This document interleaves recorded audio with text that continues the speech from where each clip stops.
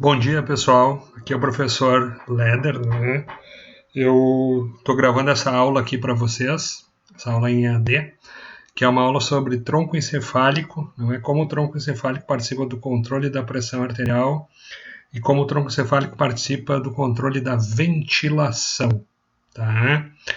Então, essa é uma aula que a gente pode usar tanto na neurofisiologia para explicar funções de tronco, também pode usar ela na fisiologia cardiovascular, para explicar controle de pressão arterial a curto prazo, os efeitos dos baroreceptores, e também pode usar no sistema respiratório para ajudar a explicar um pouquinho o controle da ventilação. Então, vamos começar nossa aula, tá? Opa! Tá aqui, consegui.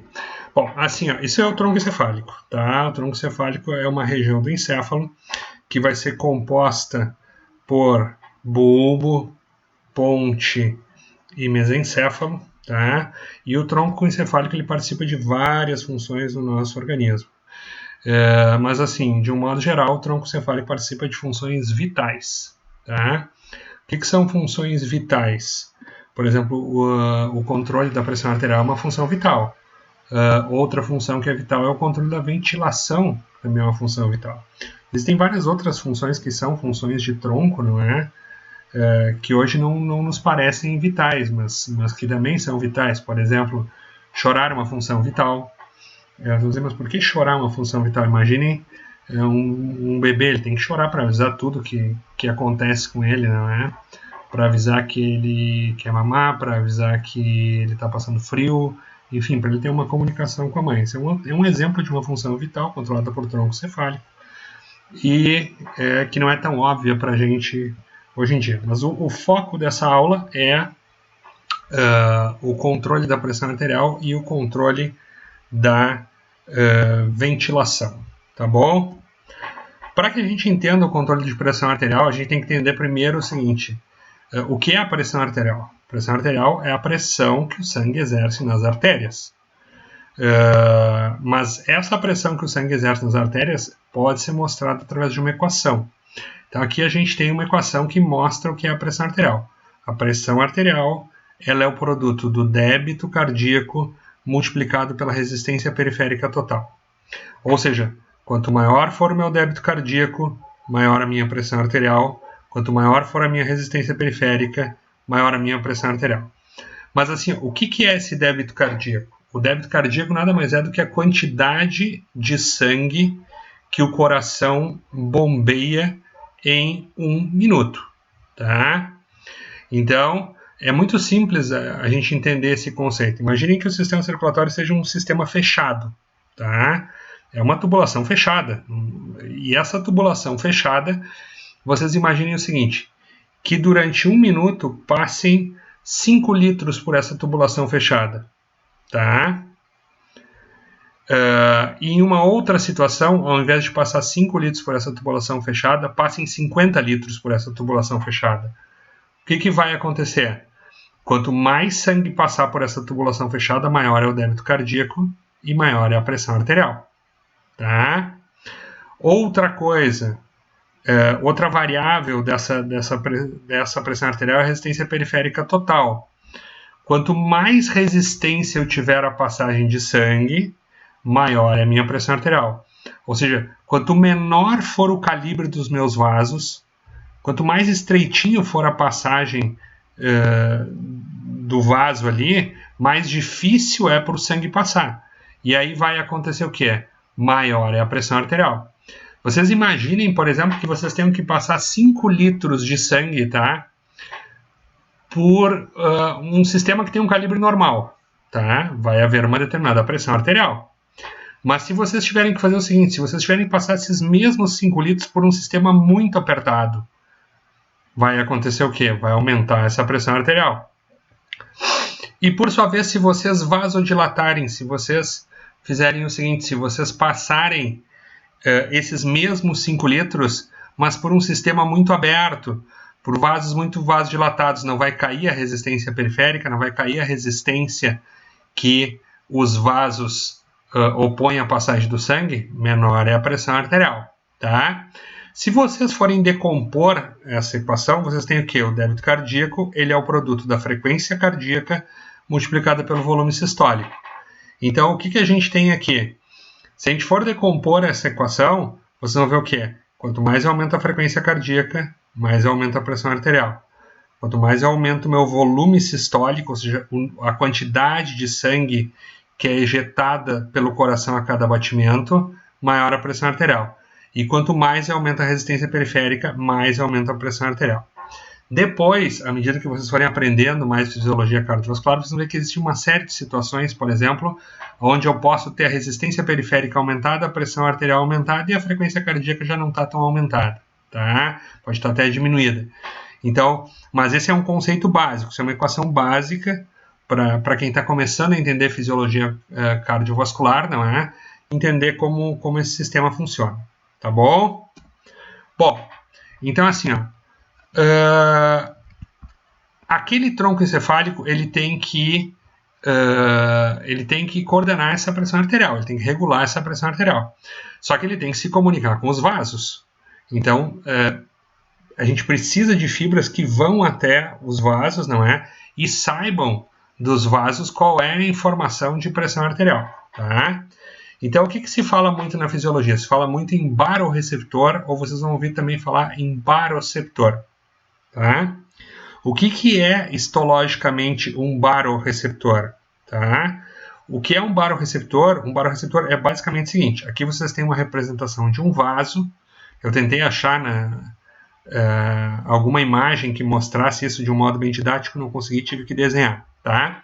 Então isso aqui, ó, o que eu estou mostrando aqui, ó, com a setinha, são as paredes do vaso, tá? Se vocês forem estudar lá na histologia, vocês vão ver que essa parede do vaso, quando forem pegar as paredes da artéria, vocês vão ter várias túnicas diferentes que compõem essa parede do vaso, tem várias camadas que compõem essa parede do vaso. E aqui eu tenho a luz do vaso, que é por onde o sangue está passando. Eu até coloquei em vermelhinho aqui para vocês poderem ver melhor, tá? O que é um baroreceptor? Um baroreceptor nada mais é do que uma fibra nervosa que faz o quê? Que chega e entra nesse vaso. Então, vocês imaginem o seguinte, quando eu distendo esse vaso, por exemplo, eu aumento a pressão e eu distendo mais esse vaso, não é só o vaso que distende, eu vou distender o vaso e vou distender junto a fibra nervosa. E quando eu distender essa fibra nervosa, eu vou abrir canais de estiramento na membrana dessa fibra nervosa e vai entrar sódio dentro dessa fibra e vai despolarizar ela. E vai uma informação até o tronco, tá? Então, quer dizer, quanto mais eu distender o vaso, mais informação eu levo até o tronco, tá? Mas não pensem que são todos os vasos do corpo que vão ser inervados, tá? Na realidade, os baroreceptores são fibras nervosas do 9º par craniano, o nervo glossofaríngeo, e do 10º par craniano, o nervo vago, tá? E onde é que vão chegar essas fibras do 9º par e onde é que vão chegar essas fibras do nervo vago, tá? Essas fibras do 9º par, do glossofaríngeo, elas vão chegar lá no seio carotídeo. E as fibras do 10º par, elas vão chegar onde? Elas vão chegar lá no arco aórtico, tá? Ou também conhecido como cajado da aorta, tá bom? Bom, seguindo para o nosso próximo slide, a gente vai ver o seguinte, olhem a taxa de disparos dos baroreceptores em diferentes pressões, tá? Eu falei para vocês que quanto mais pressão eu tenho, mais um baroreceptor dispara. Então, olha aqui, ó, olha numa pressão arterial de 200 milímetros de mercúrio, uma pressão arterial média de 200 milímetros de mercúrio. Olha como eu tenho vários disparos aqui nesse baroreceptor. Se eu baixar para uma pressão arterial média de 125 milímetros de mercúrio, eu já faço o quê? Eu já tenho um número de disparos menores. Aqui numa pressão arterial média de 100 milímetros de mercúrio, a frequência de disparos é menor. E olha aqui na de 50, o número de disparos é bem pequeno, tá? Notem que a pressão arterial, ela faz isso aqui, ó. Eu tenho a sístole, e aí eu faço o quê? Eu ejeto sangue e eu chego ao meu pico de pressão arterial. Depois, o que vai acontecendo? Eu vou tendo a diástole aqui, ó, e o sangue vai escoando e eu chego até a minha pressão diastólica. Eu faço a sístole, jogo o sangue nas artérias, a pressão faz o quê? A pressão nas artérias sobe, não é aqui, está sendo representada a pressão aórtica, e aí depois acontece o quê? Depois essa pressão desce e chega até a pressão diastólica. Olhem aqui, ó, olhem como a taxa de disparos é muito maior aonde? É muito maior quando tem as pressões maiores. À medida que a pressão vai caindo, a taxa de disparo dos baroreceptores vai caindo também. Tá? Então, olha aqui, ó. Aqui eu tenho uma taxa de disparos maior, corresponde a uma pressão maior. E aí a taxa de disparos vai caindo, corresponde a uma pressão menor. Tá? Isso é para vocês entenderem como funciona um baroreceptor. Bom, então assim, ó, um esquema geral, o que nós temos? Os baroreceptores, eu chamo de baroreceptores, mas vocês vão ver escrito muito como baroreceptores. Os dois nomes são corretos, tá? Os baroreceptores, eles mandam através do 9º e do 10º par craniano informações para o tronco encefálico, e o tronco encefálico vai organizar dois sistemas, que é o sistema simpático e o sistema parasimpático, para fazer o quê? Para regular a frequência cardíaca, para regular o volume sistólico, que aqui é o volume de injeção, quanto de sangue que o coração está bombeando, e para fazer o quê? E para regular o diâmetro do vaso. Se eu fizer vasoconstrição, o que acontece? Quando eu faço a vasoconstrição, eu aumento a resistência periférica e aumento a pressão arterial. Se eu fizer o seguinte, se eu fizer vasodilatação, eu abro esse vaso, não é? Aumento o seu diâmetro e reduzo a pressão arterial. E tudo isso vai influenciar o quê? Vai influenciar essa pressão arterial. Essa informação de pressão arterial vai estimular mais ou menos os baroreceptores e aí o ciclo continua, não é? Até que a gente mantenha uma pressão arterial estável, não é? Esse é um sistema de regulação a curto prazo. Isso serve, por exemplo, vocês estão deitados, estão com uma determinada pressão arterial e fazem o quê? Levantam rapidamente. Vocês têm que regular essa pressão. Vocês não podem ter uma queda de pressão. Vocês não podem fazer uma hipotensão ortostática, ou seja, quando vocês ficarem em pé, vocês terem uma queda de pressão. Então, vocês têm que coordenar essa pressão, tá? Então, esse é um sistema de controle de pressão arterial a curto prazo. Bom, aqui já ficou um pouquinho mais complicadinho, mas eu vou facilitar para vocês. Olhem o que acontece. Olha o que nós temos aqui. Então, aqui, ó, seio carotídeo, tá? E aqui o arco aórtico, tá? Então, olha aqui, ó. Aquela fibra, tá, do 9º par craniano, ela entra aqui, ó, aqui no vaso do seio carotídeo. E aquela fibra do 10º par craniano, ela faz o quê? Ela entra lá na aorta, lá no arco aórtico, tá? Então, o que acontece? Vamos imaginar que eu faça o seguinte. Vamos imaginar primeiro, a gente vai trabalhar com duas situações. A primeira situação é, eu aumento a pressão arterial. Se eu aumento a pressão arterial, o que eu tenho que fazer? Qual é a resposta que meus baroreceptores têm que dar? Eles têm que baixar essa pressão arterial. Então, vamos trabalhar com o seguinte. Aumentei a pressão arterial, tá? Então, eu estou com um nível pressórico alto e estou distendendo muito o arco aórtico. Aqui, ó. Estou distendendo esse arco aórtico e estou distendendo esse seio carotídeo. Então, olha o que vai acontecer. Se eu aumentar a pressão, não vai aumentar a taxa de disparos aqui, ó, pelo 10º par craniano e pelo 9º par craniano. O nervo vago e o nervo glossofaríngeo não vão aumentar a sua taxa de disparos. Quando eles aumentarem essas taxas de disparos, vai acontecer o quê? Essa informação vai até o bulbo. Aquela parte lá do tronco encefálico que eu falei para vocês. Vai até o bulbo. Vai até uma região do bulbo que a gente chama de núcleo do trato solitário. Esse núcleo do trato solitário, ele vai fazer o quê? Ele se comunica, não é? Com uma outra porção do tronco, não é?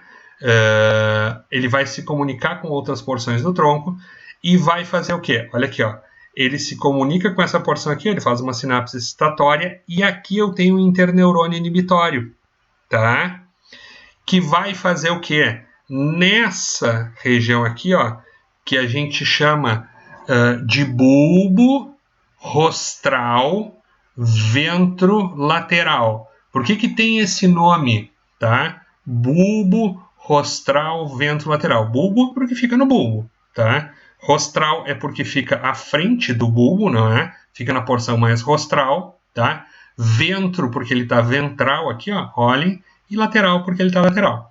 E aí o que está acontecendo? Olha aqui, ó. Eu mandei essas informações para o núcleo do trato solitário. O núcleo do trato solitário fez o quê? Ativou essa região intermediária aqui, não é? Essa porção mais caudal, não é? Do bulbo aqui, que é o bulbo caudal ventro lateral. Ativou essa região, mas aqui, ó, eu tenho um neurotransmissor inibitório. Aqui eu tenho GABA, o ácido gama-aminobutírico, que é um neurotransmissor inibitório. Então, o que está acontecendo? Quando eu aumento a pressão arterial, isso vem para o núcleo do trato solitário, isso ativa essa região intermediária e isso inibe, tá? Essa região que é a porção rostral ventrolateral do bulbo. Quando eu inibi isso aqui, ó, o que acontece? Esta regiãozinha, ela fazia o quê? Ela estimulava a intermédio lateral. Então, se eu inibir essa região aqui, ó, eu não consigo estimular a porção intermédio lateral da medula espinal. E essa porção intermédio lateral da medula espinal, ela é fundamental. Por quê? Porque essa porção intermédio lateral da medula espinal, ela faz o quê? Ela estimula o sistema simpático, que é o sistema de luta ou fuga. Ela vai acabar causando o quê? Ela vai acabar causando um aumento de pressão arterial. Então, olha aqui, ó, eu não estou estimulando essa região, tá? Eu não estou estimulando essa região, porque eu inibi daqui para cá e aqui eu não consigo estimular, tá? Se eu não consigo estimular a porção intermédio lateral, o que vai fazer? Ela vai fazer o seguinte, ela não consegue liberar mais adrenalina pela medula suprarrenal. Se eu não consigo liberar mais adrenalina pela medula suprarrenal, já vai cair a frequência cardíaca e a força de contração do miocárdio. Se cair a frequência cardíaca e cair a força de contração, vai acontecer o quê? A queda da frequência cardíaca derruba a pressão arterial e a queda da força de contração diminui o volume sistólico, o coração injeta menos sangue. Cai a pressão arterial, tá? Além disso, o que acontece? Essa porção intermédio lateral, ela estimula aqui, ó, essa fibra sai da medula espinal, ela faz uma sinapse excitatória, ela excita aqui o gânglio simpático, e o gânglio simpático faz o quê? Libera noradrenalina no miocárdio. Lembrem-se que isso aqui não está com a sua função diminuída, não é? Então, o que vai acontecer? Eu vou liberar menos noradrenalina no miocárdio, o que deve diminuir frequência cardíaca e força de contração. E, além disso, essa queda de adrenalina e noradrenalina, principalmente noradrenalina, vai fazer o quê? Essa queda de noradrenalina, ela vai diminuir a vasoconstrição. Então, se eu diminuir a vasoconstrição, eu faço o quê?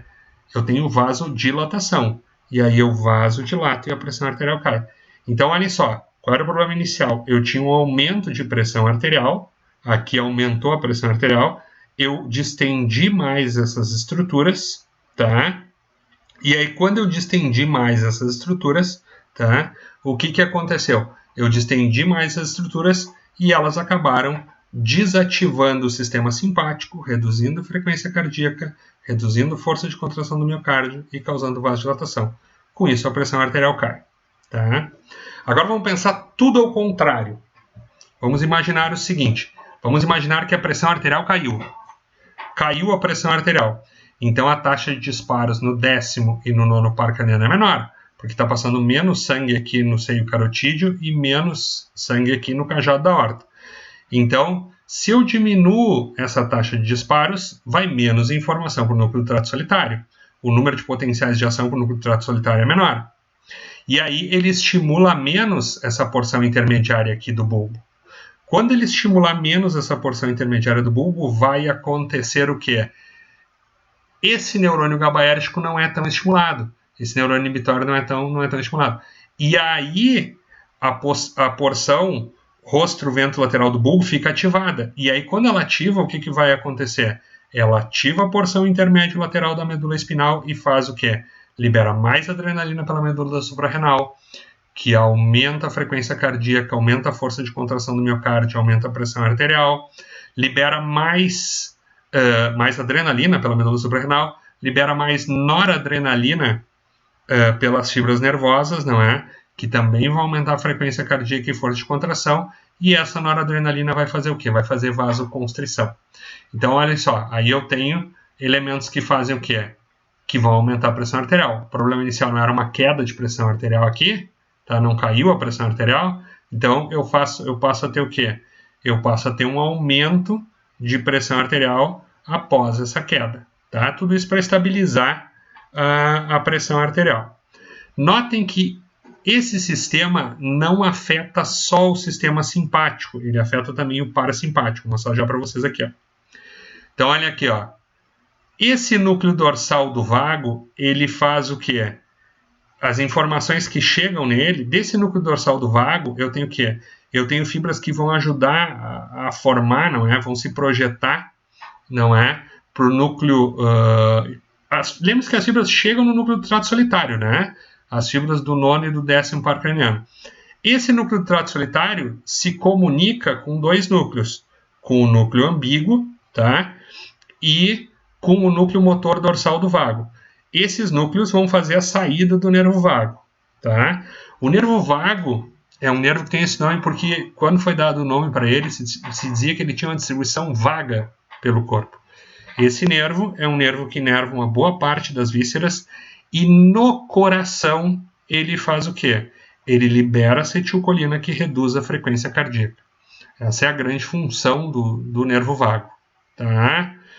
Reduzir essa frequência cardíaca. Então, o que acontece? Por exemplo, se eu aumento a pressão arterial, eu aumento os disparos para o núcleo do trato solitário, chega mais informação no núcleo do trato solitário.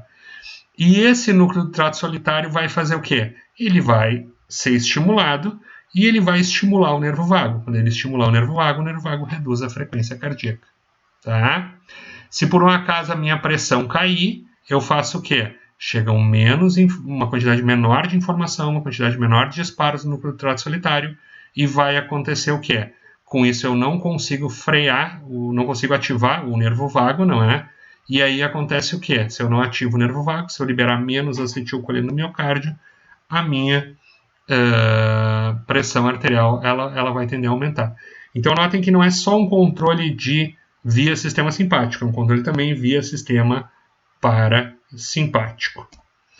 Bom, agora em relação ao controle da ventilação, tá? O controle da ventilação vai ser feito, uma boa parte dele vai ser feito por quimioceptores que eu tenho no tronco e por quimioceptores que eu tenho aqui nos corpos carotídeos, não é? Aqui, ó, nos corpos carotídeos e nos corpos aórticos, tá?